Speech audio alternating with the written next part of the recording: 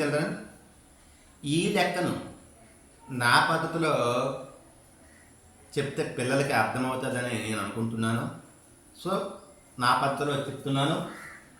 10 మామిడి పండ్లను 12 మామిడి పండ్లు కొన్న వెలకు అమ్మినా లాభ శాతమా నష్ట శాతమా ఎంత అని అడిగాను.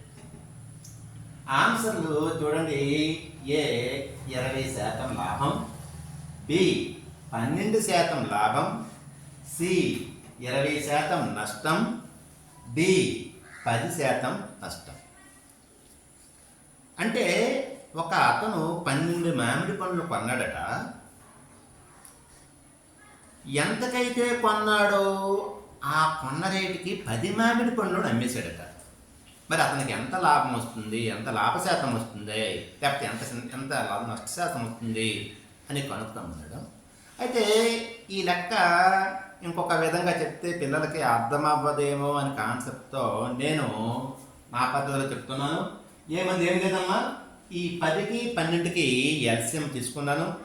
10, 12 గీత తీసుకున్నాను. మళ్ళీ 2 ఎంతలో పడుతుంది, 2 ఎక్కడ అవుతుంది, 2 5లో 10, 2 6లో 12.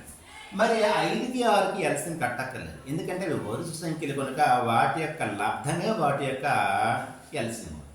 సో కసాపు equal to 2 into 5 into 6, that equal 6. అంటే ఈ 12 మామిడి పండ్లు కొన్న వెల, ఈ 10 మామిడి పండ్లు అమ్మిన వెల ఎక్కడ కలుస్తున్నాయంటే 60 దగ్గర కలుస్తుంది. సో మనకి చూడండి, 12 ఎన్ని పళ్ళు కొన్నాము, 12 కదా, 12 ఎంతలు 60, 12 ఎంతలు 60. Yes, very good. 12 5లు 60. అంటే ఒక మామిడి పండు కొన్న వెల 5 రూపాయలు. ఎన్ని మామిడి పండ్లు అమ్మాము మనం? 10. 10 ఎంతలు 60. Very good. 10 6లు 60. అంటే ఒక మామిడి పండు అమ్మిన వెల 6 రూపాయలు. ఒక మామిడి పండు కొన్న వెల 5 రూపాయలు. ఒక మామిడి పండు అమ్మిన వెల 6 రూపాయలు. అర్థమైందా? సో మనకి 6 రూపాయలకి అమ్మాడు అంటే 1 రూపాయి మనకి ఏమొచ్చింది, లాభం వచ్చింది. లాభం ఈక్వల్ టు 1 రూపాయి. ఓకేనా?